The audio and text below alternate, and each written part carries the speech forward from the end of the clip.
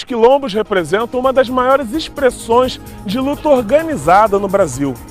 País que foi o último no mundo a abolir a escravidão negra. Qual a situação das comunidades quilombolas no Brasil atual? Quais os novos desafios? Esse é o tema do Caminhos da Reportagem de hoje. Nossa equipe viajou por vários estados do país para mostrar como vivem esses brasileiros. Fomos a comunidades rurais e urbanas, pesqueiras e artesãs, para descobrir como elas preservam a sua história. Na Bahia, descobrimos comunidades favelizadas e na fronteira sul do país, nos Pampas, vaqueiros que mesclam tradições gaúchas e africanas. Mas afinal, o que é ser quilombola no Brasil hoje? Na realidade, para mim, ser quilombola é ser um brasileiro que ajudou a construir essa riqueza, né, e não pode usufruir dela. Então o orgulho que eu tenho é que lá quando eu falo que eu sou filho de quilombola, abre as portas para mim. O quilombola urbano está na cultura da capoeira, está na cultura do samba. Aqui a gente considera tudo uma irmandade. Eu acho que se define assim, né, por região. Pega a região, aqui dentro do Rio Grande do Sul mesmo, tu vai encontrar umas 2 ou 3 regiões que são diferentes, totalmente diferentes. Nós somos quilombolas, somos irmãos, né? Mas a cultura é diferente.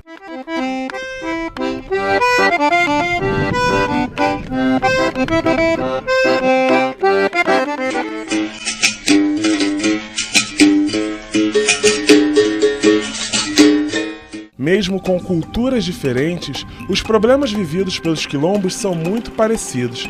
É o caso da comunidade do Rio dos Macacos, a 21 quilômetros de Salvador. Ali, a luta pela terra e pelo reconhecimento do território tem causado impasse. O conflito teve início com um pedido de reintegração de posse pela Marinha, que comanda a base de Aratu, na mesma região. De outro lado, cerca de 50 famílias alegam ter direito à permanência na comunidade que pertenceu aos seus antepassados. Eu estou sendo ameaçada de morte porque a gente recebeu uma ordem de despejo em 2010 e através disso aí eu comecei a pedir ajuda lá fora e pegaram o meu nome. E a Marinha, as pessoas, os militares daqui de dentro, passam de junto da gente e falam assim, a qualquer momento você e sua família vai sumir do mapa. Quando eu vi, já foi aquele cidadão correndo atrás de mim, e aí puxou a pistola, quando eu já foi tirei das minhas costas. Aí eu gritei assim, eu não sou marginal, isso é assim, eu sou marginal, eu vou lhe matar. A Marinha, que está na disputa judicial e tem a escritura da terra, já tem a decisão favorável da Justiça para a posse do terreno.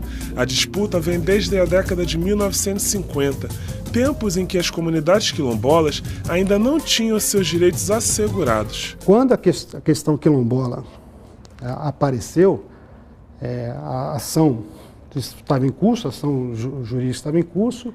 A verdade é que em nenhum momento da relação da Marinha com aquelas pessoas a questão quilombola tinha aparecido. A Marinha não tem registro histórico de que ali havia uma comunidade quilombola.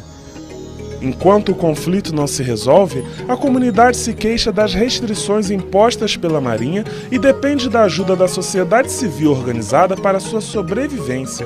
Os protestos são comuns na região. Hoje nós programamos a entrega de alimentos para a comunidade, porque com esse processo todo aqui de conflito com a Marinha de conflito com a comunidade está sendo impedida de produzir, as pessoas estão sem alimento, estão passando fome aí dentro, e a gente fez um ato de solidariedade, a gente pulou um ato de solidariedade com a comunidade. A gente viu que é uma restrição, né, que as roças são destruídas, né, que são impedidos de colher alguns frutos da mata, que são, né, uma dificuldade deles produzirem. Ele é uma comunidade, além de ser uma comunidade quilombola, é uma comunidade rural, né, que vive do que planta. Uma audiência realizada pelo governo conseguiu que a ordem de despejo da comunidade fosse adiada por 5 meses, mas a situação só será definitivamente resolvida quando o relatório técnico do INCRA for concluído. A demanda é superior à capacidade que nós temos de executar essa política. Não significa dizer que não estamos executando, mas a demanda é muito acima daquilo que nós temos condições de efetivar e de dar resposta mais séria. Terra e quilombo são troncos entrelaçados de uma mesma árvore, pois é dela onde a comunidade retira sua subsistência.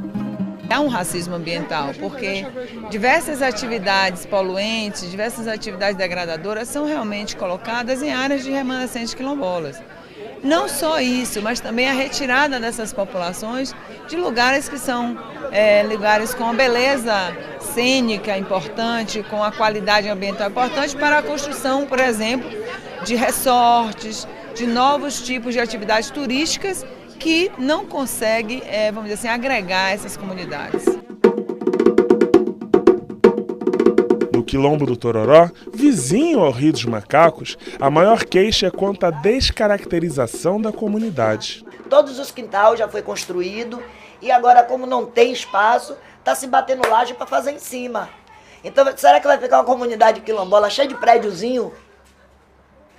Isso é muito triste. Tem uma casa aqui que mora até 5 famílias dentro de uma casa de 2 quartos, gente. Maria de Fátima, que é líder do Quilombo, luta contra a favelização da comunidade e as dificuldades que eles encontram para continuar sobrevivendo da pesca. Ficou proibido a pesca. Primeiro mudou quando o pessoal já não podia mais entrar para pegar uma areia na beira da praia. Aí depois veio a proibição do marisco, né? Aí foi fechado um muro, eles fecharam a praia, né? Então aquela praia ali é exclusivamente dos oficiais e de suas famílias. Ninguém pode entrar naquela água. Aí depois a gente não pôde mais colher nossas frutas, porque aí eram roças, né? A Marinha tirou, não pode mais. Nós vivíamos aqui do quê? Da agricultura, da pesca, né? Se o fuzileiro pegar a gente aí dentro, é uma carreira só. E sempre nas canelas, né? Porque se pegar, leva preso para Piripiri. O comandante responsável pela base naval de Aratu nos conta que a disputa é antiga e data desde o fim da Segunda Guerra Mundial, quando o terreno foi usado pela Marinha Americana e depois devolvido à União. Desde então, eles têm planos de construir um complexo naval naquela área. A Marinha, em suas fiscalizações, constatou que havia ocupações irregulares. Então a Marinha cadastrou as pessoas, a Marinha reconheceu, identificou todas aquelas ocupações, a Marinha verificou qual era a procedência daquelas pessoas. Então há mais diversas atividades daquelas pessoas daquela área, executam e as origens são diversas, né? Então a Marinha foi acompanhando, adotando as medidas administrativas para que elas não se ampliassem e que outras ocupações não chegassem. Existe algum conflito naquela região? Seja conflito armado, conflito de interesses outros? Não, na verdade o que eu entendo que há lá é um impasse. O senhor mora aqui há quantos anos? Olha, a geração aqui já tem mais de 200 anos. Eu tenho 60 anos, sou filho daqui. Minha mãe tem 84 anos, é filha daqui. Para o senhor Orlando, nada justifica as tentativas de intimidações sofridas pelas comunidades. Ele mete a mão na cabeça das pessoas e como ontem que atirou em mim, se tivesse pegado já era falecido, viu? E ele sempre continuou essas coisas. A gente plantava, ele proibiu de plantar, mandou tirar a roça, mandou a cerca das roças, que a gente não plantou mais. Eu sei que existem inquéritos, verifiquei os inquéritos e que, na verdade, no final, não ficou constatado nenhuma conduta inapropriada, inadequada dos militares. Então, nada foi provado. A ditadura acabou. Hoje nós temos um poder civil plenamente sustentado em instrumentos democráticos, mas ainda há esse resquício da ditadura passada que precisa ser enfrentado e debatido. A Marinha não é proprietária de uma terra, a terra é da União. Mais ainda que se tem que tomar atitude de garantir o direito dessas comunidades tradicionais. A luta travada por estas comunidades para permanecer na terra se estende a outros estados no país. Nossa equipe foi conhecer a realidade dos quilombos do Sul. Em Porto Alegre, mortes, ameaças e assassinatos marcam a história local. No quilombo de Morro Alto, o conflito está a ponto de acontecer. Eu fiquei sabendo que eles iam fazer um assassinato, fazer o meu assassinato dito pelo um poceiro, lá na minha área. Eu não acreditei que eles fariam e fizeram. Eu me escapei porque Deus me protegeu. E isso gera uma intranquilidade na família, gera uma intranquilidade na comunidade. a comunidade fica com medo até de se reunir. No caso de Morro Alto, certamente haverá um conflito fundiário, mas por determinação, inclusive da Justiça, o governo federal vai atuar para o reconhecimento da comunidade quilombola e vai começar as notificações muito em breve. Fizemos uma visita a outra comunidade. Sérgio Fidelix, liderança local, nos acompanhou até o Quilombo dos Alpes, na zona sul de Porto Alegre. Ele nos fala que dentre os principais problemas enfrentados pelas comunidades urbanas está a especulação imobiliária. A especulação imobiliária aqui aparece de diversas maneiras. Tanto plantam gente aqui dentro para criar conflito entre os habitantes dessa comunidade quilombola, e de outra maneira eles vêm avançando o morro, né? A comunidade quilombola dos Alpes, aqui na zona sul de Porto Alegre, é uma comunidade que há anos sofre com a violência. Primeiro, a violência da especulação imobiliária, que assassinou 2 jovens líderes quilombolas. E depois a violência das drogas, que assim como toda a região urbana da cidade, invade também os quilombos urbanos. É óbvio que esse assassinato tem relação com essa questão da disputa de terra, por mais que não se queira dizer o assassinato covarde da Joelma e do Guinho em dezembro de 2008, sendo que todos os órgãos responsáveis pela questão quilombola foram alertados que havia esse perigo de acontecer essa situação. De 2003 a 2011, o número de comunidades quilombolas identificadas ultrapassa 3.500 e mais de 1.300 comunidades estão certificadas pela Fundação Cultural Palmares. São quilombos e histórias de todos os cantos do país. Por isso, saímos de Porto Alegre e fomos conhecer o aquilombamento de Ibicuí da Armada, em Santana do Livramento, no Rio Grande do Sul.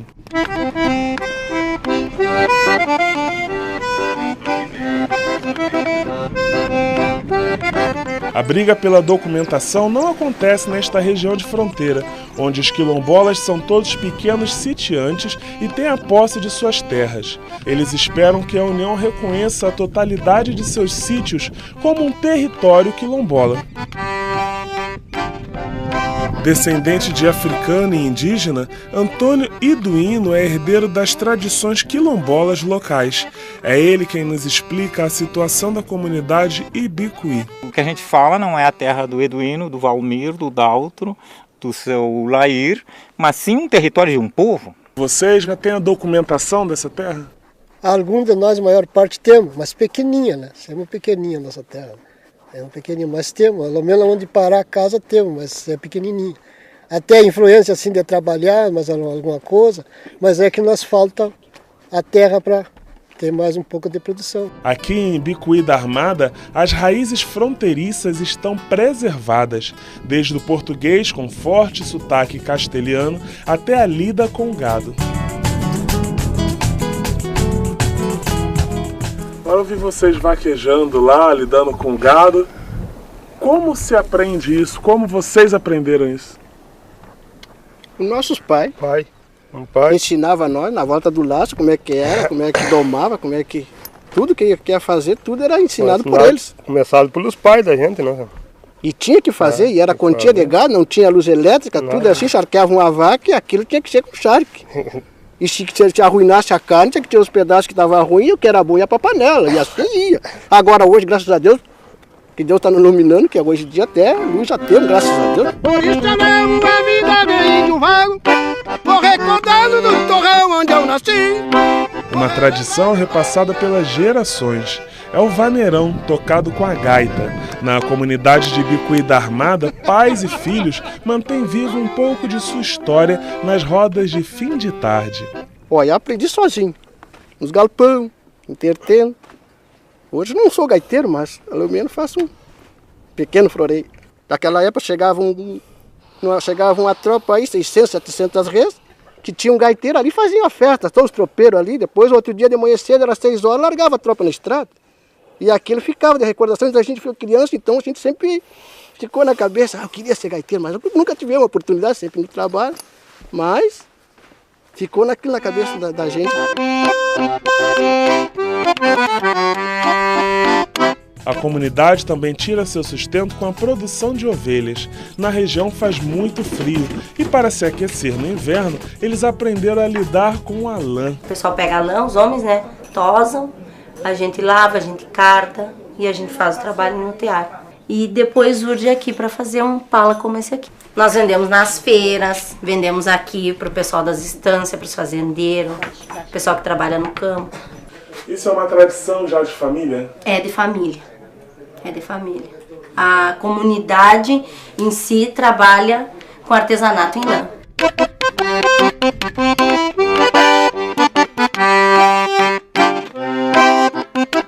Perto dali, a região guarda um importante patrimônio histórico. São as cercas de pedra, que datam dos tempos da escravidão. João Batista, o que são essas construções de pedra aqui? Nós temos as mangueiras de pedra, que eram utilizadas para a contenção do gado, e as cercas de pedra, né, que antes do advento da chegada do arame, né, a mão de obra escrava, né, separava, delimitava as fazendas utilizando, né, a grande quantidade de pedras da região, utilizava essas cercas para delimitar as fazendas. Essas construções relatam de mais de 200 anos. Né, nós temos algumas, evidente, mais recentes, mas as mais antigas, né, contêm mais de 200 anos de existência.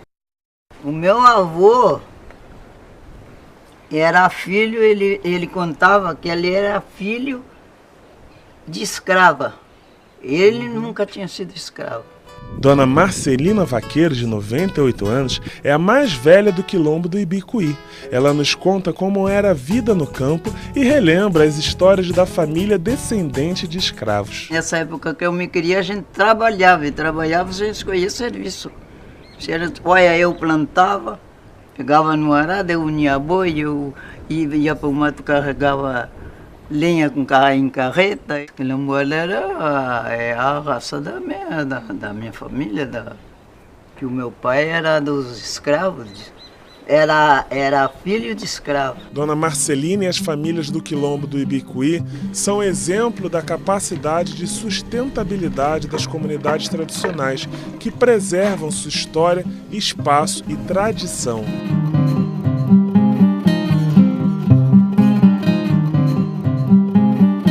No próximo bloco, o Caminhos da Reportagem faz uma viagem no tempo e conta a história da formação dos quilombos no Brasil. Vamos mostrar também como anda o acesso à educação e à saúde nessas comunidades tradicionais.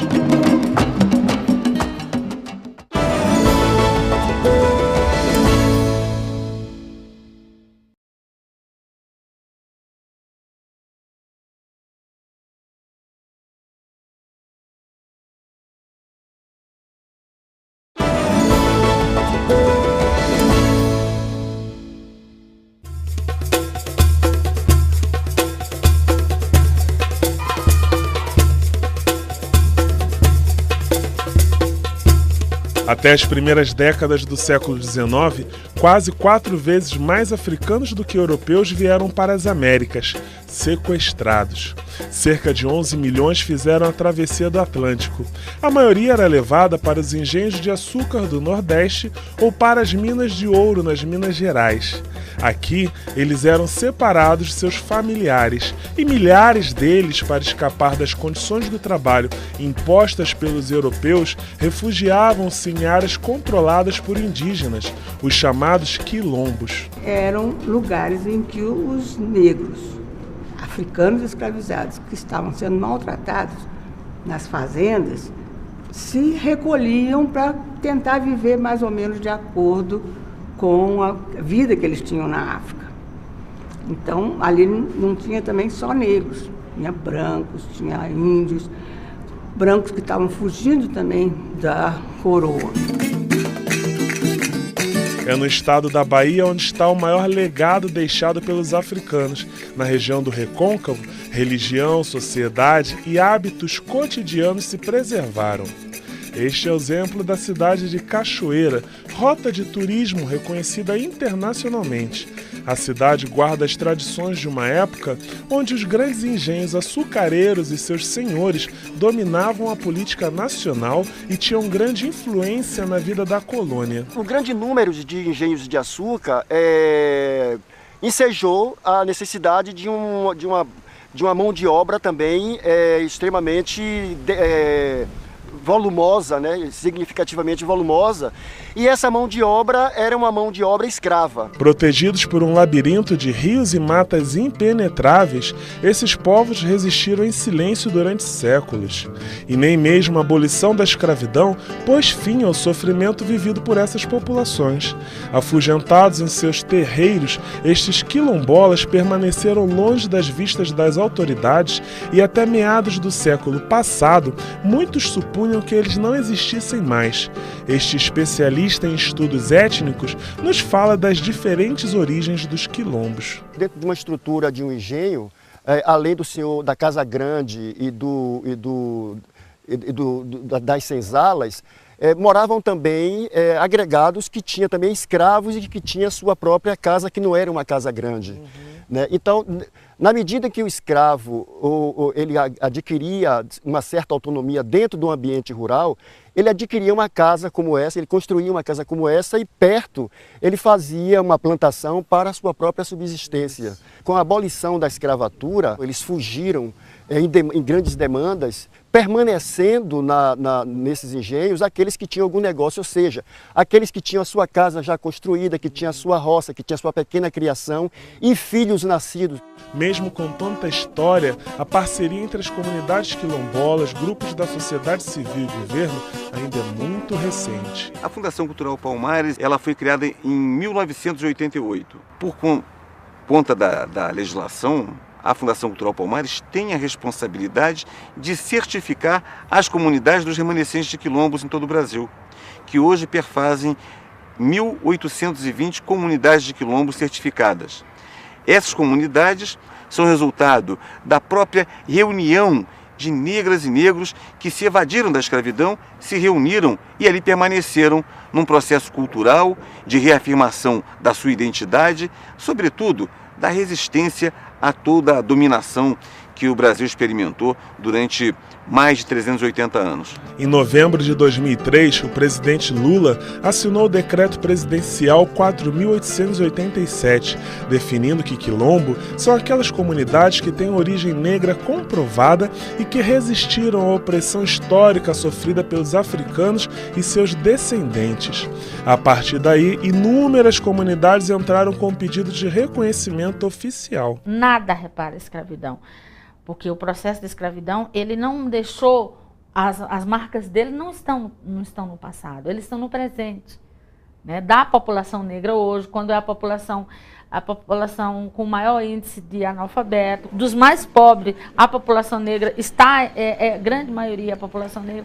Então, a política ela é uma tentativa de diminuir esses danos. À primeira vista, alguns quilombos se parecem muito com os outros povoados brasileiros pobres, mas a maioria conserva elementos culturais africanos, misturados a tradições europeias e indígenas, na variedade de crenças como candomblé, umbanda, perecô, onde há danças e canções, os quilombolas adicionaram encenações e festejos a essas tradições.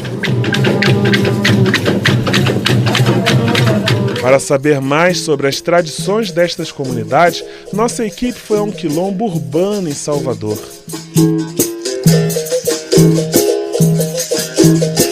Aqui no Calabar, a música e a dança também estão presentes, mas foi a educação que transformou a perspectiva de futuro das famílias da comunidade.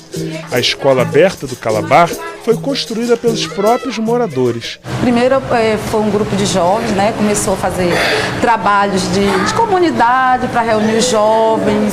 Surgiu a necessidade do bairro ter uma escola. Nós procuramos ver também o que era que a gente queria, né? Que tipo de escola a gente queria para o nosso bairro.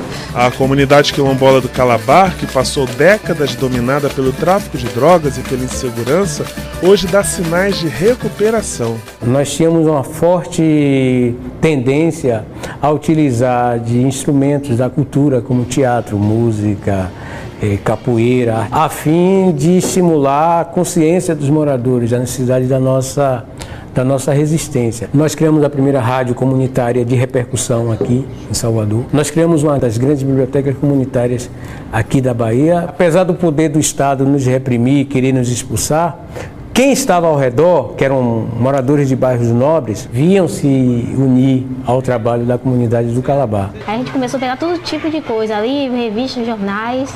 Hoje a gente está em 8.247. Tudo doado. Doados e comprados também. A gente tinha uma atividade chamada Biblioteca Importa Importa. Se você não vai até o livro ou até a biblioteca, a gente leva o livro na sua casa. Naquele momento a gente fazia o cadastro e já ficava com o livro. Tonho Cop, compositor do Calabar, traduz em suas letras o espírito da comunidade. Se você aceitar o desafio, vou cantar um samba pra você dançar. Esse swing provoca arrepio. É que no cavaco o show vai começar. Mandei meu cavaco chorar. E aí, que? A 133 quilômetros do Calabar, a comunidade Caonge, no município de Cachoeira, é exemplo a ser seguido. Aqui surgiu a ideia de criar a primeira cooperativa quilombola da Bahia. O projeto trouxe educação, sustentabilidade e uma gestão própria aos quilombos da região. Essa estrutura aqui, que foi conseguido com a luta dos próprios apicultores, o núcleo de apicultores, através de um projeto para implantar essa unidade de beneficiamento, já que a gente tem um projeto de apicultura na região com 87 apicultores e a gente estava com dificuldade de ter uma unidade de beneficiamento do mel. Os grupos divididos entre homens e mulheres são responsáveis por todo o processo de produção, desde o manejo das colmeias até o beneficiamento do mel. É uma renda que vem até somando nas comunidades. Caonge é uma das 13 comunidades certificadas da região do Iguape, que faz parte do município de Cachoeira. Aqui foi criado um conselho com todas as lideranças para decidir quais os projetos que serão implementados nas comunidades. As comunidades que formam o conselho passaram por diferentes processos de organização. Algumas desenvolveram projetos esporádicos e outras experimentam processos mais duradouros. É o caso do Quilombo Caonge, com uma sólida organização socioambiental, cursos de informática, artesanato e escola. Um incentivo a mais para quem quer aprender. Aqui todas as crianças estudam. Não foi na nossa época, foi lá na época dos nossos antepassados. Aqui nesta sala de aula, todos aprendem sobre as suas origens afro-brasileiras, graças à Lei 10.639 de 2003, que tornou obrigatório o ensino da história da África e dos descendentes africanos nas escolas brasileiras. Hoje, esses livros são acessíveis a todos, inclusive às salas de aula quilombolas. Vocês conhecem essa coleção aqui? Conhece! Trabalhamos com ela ano passado, não foi? Foi! Desde 2004, o programa Brasil Quilombola, coordenado pela Secretaria Especial de Políticas de Promoção da Igualdade Racial, integra várias áreas do governo para garantir apoio em áreas como educação, cultura, agricultura, segurança alimentar e saúde das comunidades quilombolas. Aqui, uma vez por semana, o ônibus atende a população com uma equipe multidisciplinar. A maioria dos remédios são mais assim, para hipertenso, coração, açúcar. Receitado? Tudo receitado pelo médico. O que costuma acometer as populações quilombolas aqui dessa região? Aqui existe a predominância muito grande de verminoses, tá certo? Principalmente o amarelão, tá? A lombriga. Essas comunidades, elas, infelizmente, elas sofrem do mal mesmo da falta de saneamento básico, não é? Que é o que a gente está tentando implantar aqui. São banheiros que a metade vão ainda fazer suas necessidades no mato. Então o que é que ocorre? Ocorre que em tempos de chuva é carreado todos esses vermes, não é? Ou seja, os ovos e vermes, e as crianças andam descalças, não é? As pessoas andam descalças. Eu já falei muito com ela, peguei no pé, hoje foi a primeira pessoa que eu disse, cadê a sandália? aqui as pessoas da comunidade recebem os tratamentos básicos. Cirurgias mais complicadas são encaminhadas aos centros especializados. Onde nós vamos, doutor? Nós vamos agora levar essa medicação para uma das mais antigas moradoras aqui, tá certo? Uma pessoa que realmente é fundadora, uma das fundadoras aqui dessa comunidade. A moradora mais velha do Quilombo da Ponte, conhecida como Dona Nega, vizinho ao Caonge, recebe o médico em casa. Como é que era aqui antigamente? Antigamente era muito difícil as coisas. As coisas eram muito difíceis. Pelo que houve aqui antes, tem esse negócio de catapora, né? Sarampo, varíola, essas coisas tinha, né? Quando chegava não tinha jeito, não tinha doutor que desse jeito morria. Quando ia 2, 3 caixão, vinha 2, 3 de novo. Assim, indo cheio, botando vinho vazio para encher. Cada comunidade quilombola que se associa ao conselho fica responsável por algum tipo de trabalho, cultivo de mariscos, apicultura e artesanato.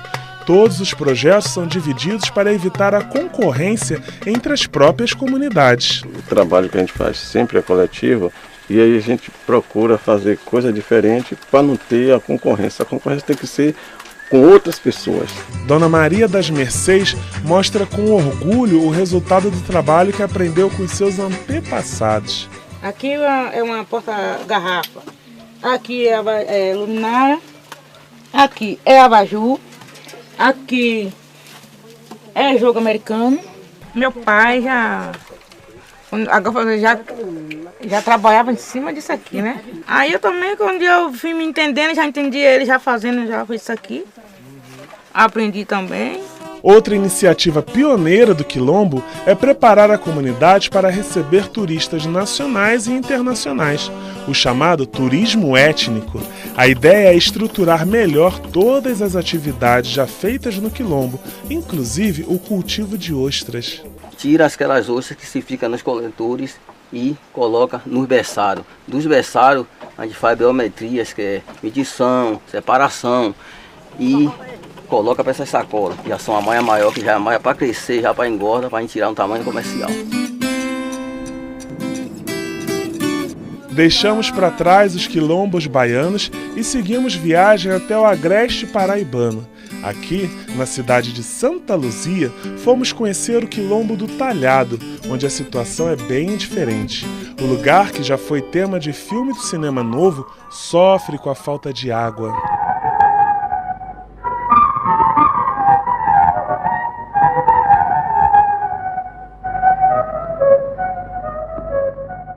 Eu nasci e me criei aqui. E permaneço aqui. Só quando Deus quiser me tirar daqui. Antigamente nós não tínhamos cisterna, nós não tínhamos energia. Aí, hoje em dia nós temos a cisterna, nós temos a energia, nós temos banheiro. Isso. E hoje mudou, graças a Deus, essas coisas assim. Agora, o que está faltando muito para nós aqui é água. Água nós não temos não, a cisterna secou, os açudes, nós estamos sem água mesmo. O Quilombo do Talhado, que já é certificado, tem como principal fonte de renda a cerâmica. Seu artesanato em barro é reconhecido nacionalmente. Eu comecei a trabalhar com argila, eu tinha 7 anos. Comecei a fazer lá em cima, na Serra do Talhado. Aprendi com minha avó. Isso é uma cultura que a gente traz dos antepassados da gente e a gente não quer deixar.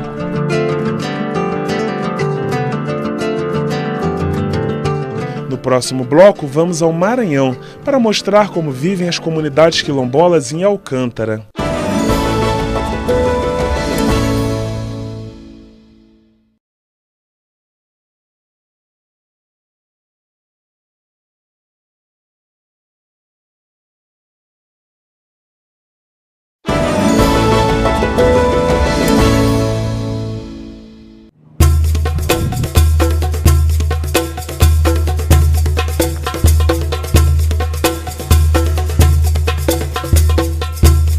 O Nordeste concentra a maior quantidade de comunidades negras no país. Só no estado do Maranhão existem mais de 600 quilombos. Aqui, a origem dessas comunidades está relacionada à crise do açúcar e do algodão da segunda metade do século XIX. Com o declínio destas economias e o abandono das terras por seus proprietários, esses territórios passaram a ser posse de escravos e ex-escravos que trabalharam ali por centenas de anos. É o caso do município de Alcântara, que fica a apenas a 1 hora de barco da capital São Luís.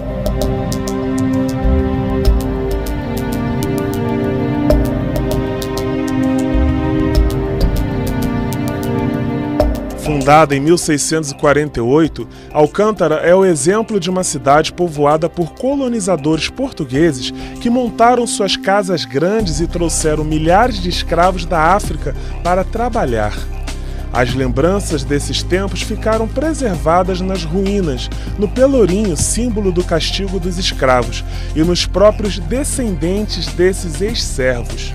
Igrejas, fachadas antigas e belos azulejos portugueses estão por toda parte. A cidade, tombada pelo patrimônio histórico, hoje vive imersa no conflito de terras. A região tem mais de 50 áreas remanescentes de quilombos e as disputas envolvem fazendeiros, grileiros e até um projeto de base espacial. A base de Alcântara é uma vergonha, né? A base de Alcântara significa a expulsão de centenas de famílias dos seus territórios tradicionalmente ocupados e significa, sem sombra de dúvida, um impedimento violento ao acesso ao mar, aos rios, às fontes de natureza como as florestas, enfim. É um empecilho muito grande aquela base ali instalada. Foi em 1980 que o governo do Maranhão destinou mais da metade do território de Alcântara para a construção de um centro espacial. 6 anos depois, foi assinado o decreto que previa o deslocamento de 312 famílias que viviam naquela área para pequenas agrovilas. Hoje, você vê as famílias das agrovilas, hoje elas têm dificuldade para sobreviver, porque realmente o pequeno pedaço de terra que eles ganharam, em torno de 17, 15 hectares, hoje já não tem mais, né? Então as pessoas hoje têm dificuldade para sobreviver. Nós vimos para cá através do Ministério da Aeronáutica, né, que nos apropriou em 86 e que nós não queríamos vir para cá, mas fomos obrigados porque foi o governo federal, né, e nós não podemos ficar lá, porque tinha que ser desapropriado para ser implantado o centro de lançamento que hoje é implantado aqui em Alcântara. Olha, a gente se sente assim prejudicados, né? Apesar de ter melhorado em algum aspecto, né? Mas ainda se sente prejudicado porque a gente está aqui porque eles trouxeram e prometeram muita coisa para a gente e que a 50% eles não cumpriram. Para este diretor da Agência Espacial Brasileira, o acordo está sendo cumprido, mas reconhece que ainda há muito o que ser feito. Após a realocação e implantação nas 7 agrovilas, o governo federal se incumbiu de, pelo período de 2 anos, dar todo o apoio necessário por conta da transferência. Então, a parte médica, a parte educacional, a parte de apoio para a agricultura foi coberto pelo governo federal, com o compromisso de, após 2 anos, esse suporte ser dado pelo governo municipal e pelo governo estadual. Após os 2 anos, em função de diversas variáveis de momento, esse suporte deixou de ser dado. Então existe uma demanda reprimida relacionada ao impacto de realocação dessas comunidades nos aspectos socioambientais. A Constituição de 88 certificou como território quilombola a área do governo destinada à atividade espacial. A decisão criou um verdadeiro impasse que colocou de um lado a necessidade de reconhecimento às comunidades quilombolas e do outro a possibilidade do Brasil ingressar na corrida espacial. Hoje em dia, um dado de 2010, todo o complexo espacial gera algo em torno de 270, 280 bilhões de dólares em riqueza. Então, é importante que o país domine toda essa tecnologia ligada à área espacial e, em particular, no que diz respeito a Alcântara, devido à sua localização geográfica, talvez seja certamente o melhor lugar do mundo para lançamentos, porque a leste nós temos o oceano, ou seja, em termos de segurança de voo, faz com que essa região seja importante. Para a Agência Espacial Brasileira, a localização da base de Alcântara é estratégica. Por estar perto da linha do Equador, isso significa maior economia de combustível no lançamento de foguetes. Um acordo de quase 600 milhões de dólares entre o Brasil e a Ucrânia foi firmado para garantir o lançamento de um primeiro satélite conjunto a partir de Alcântara. A empresa Alcântara Cyclone Space, resultado dessa cooperação, busca hoje um entendimento com as comunidades quilombolas. Em Alcântara, nós tivemos a preocupação de chamar a comunidade para, junto com a comunidade, desenvolver um programa que a gente chama de Programa de Desenvolvimento Sustentável. E, junto com a comunidade, poder desenvolver todo um plano, né? E chegamos, dentro desse plano, né, a trabalhar com o babaçu, a trabalhar com o pescado, a trabalhar com o artesanato, né, e a questão do mel. Você ir atrás da tecnologia que está lá no espaço, você trabalhar dentro dos laboratórios, formar cientistas, né, e tudo mais, é bom, porque isso vai melhorar a vida, né, da comunidade como um todo, a vida não só do Brasil, mas do mundo, aí, né, dependendo das suas cooperações, né, dos países.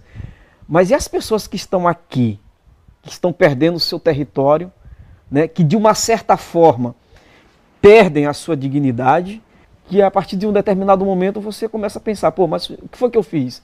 O que estão fazendo comigo? Nós estamos preocupados com o futuro das próximas gerações dessas comunidades. Então, nós vamos investir em educação, em treinamento, em qualificação, para que essas pessoas, para que esses descendentes também dessas comunidades sejam capazes de oferecer, de trabalhar em atividades de alta complexidade tecnológica, e para isso eles precisam ser treinados.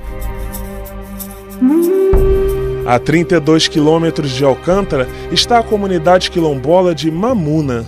O lugar vive da pequena agricultura, da pesca e do marisco.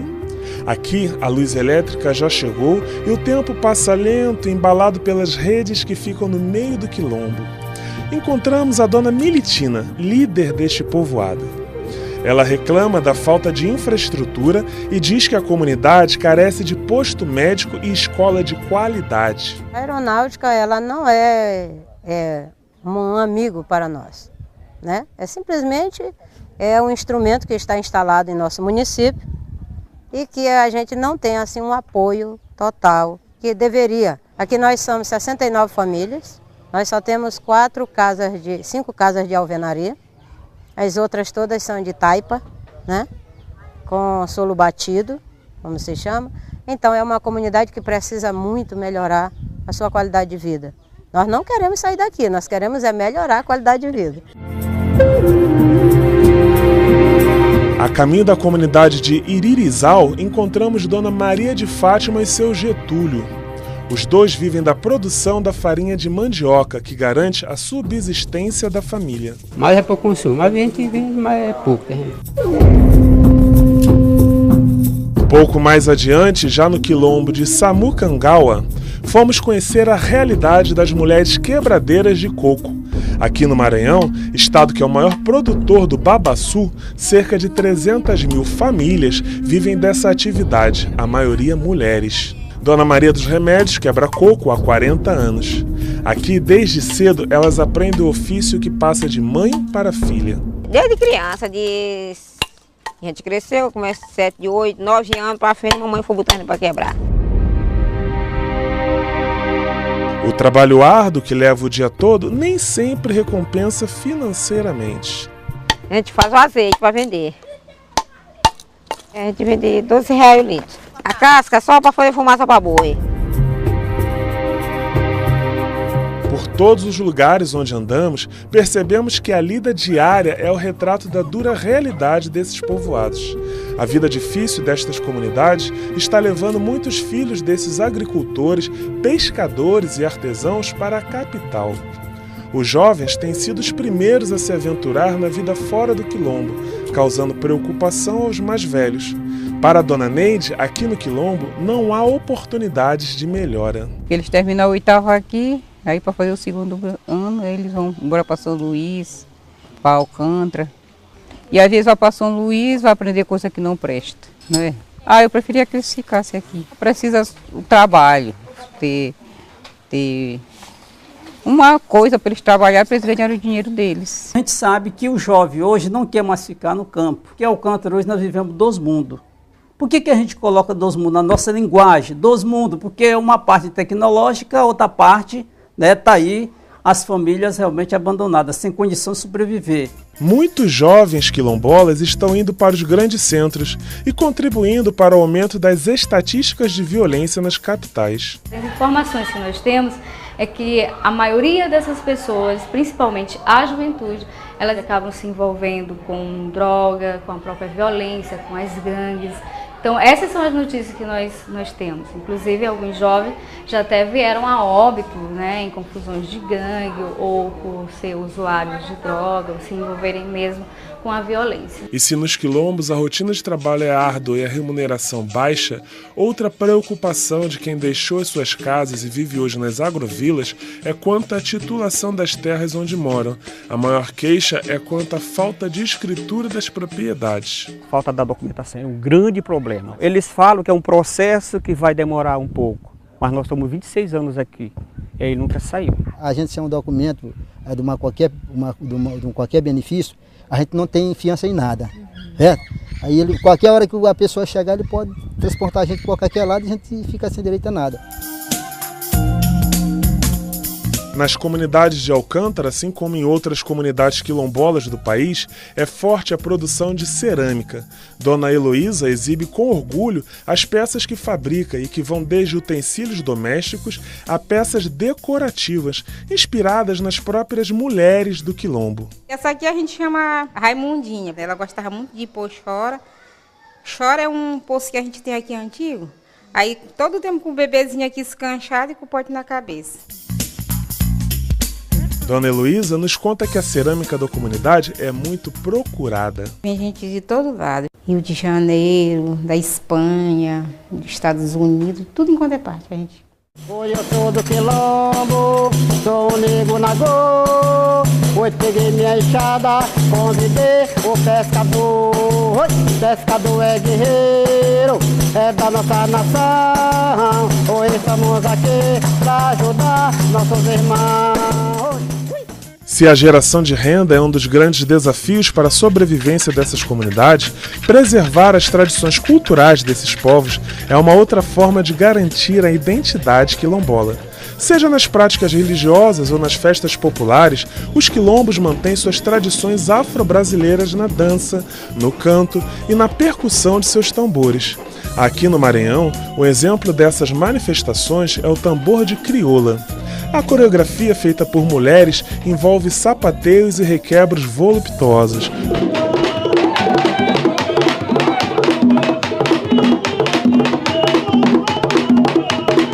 O tambor de crioula é divertimento e, ao mesmo tempo, uma forma de pagamento de promessa a São Benedito e outros santos. É uma promessa, né, que a dona do tambor tem e tem que cumprir com o São Benedito, né? A origem vem da raiz, né, dos negros, veio fundada dos negros e até hoje está aqui no Maranhão, né? Registrado como patrimônio imaterial do Brasil, ele está presente na maioria das comunidades quilombolas do Maranhão. O tambor de mina é outra manifestação religiosa presente no Maranhão. A principal atração da festa são os tambores que antigamente eram tocados pelos escravos conhecidos como negros mina. Eles eram trazidos da África, da região do Castelo de Mina, onde hoje está localizada a República de Gana. A afinação dos tambores é peculiar. É feita no fogo até encontrar o ponto certo do timbre. uma verdadeira explosão de ritmos e cores. O Bumba Meu Boi é outra festa que faz parte das tradições dos descendentes de escravos. A brincadeira conta a história de Pai Francisco e da grávida Catirina, que tem o desejo de comer a língua do boi mais querido do patrão. O novilho é morto e Pai Francisco é preso, mas em seguida é perdoado quando o boi ressuscita. A festa é uma mistura de crença religiosa cristã e africana, muito comum nos quilombos maranhenses. A história dos quilombos no Brasil é marcada por um passado de sofrimento e de escravidão. A distância que separa a Casa Grande das senzalas ainda existe nas diferenças sociais.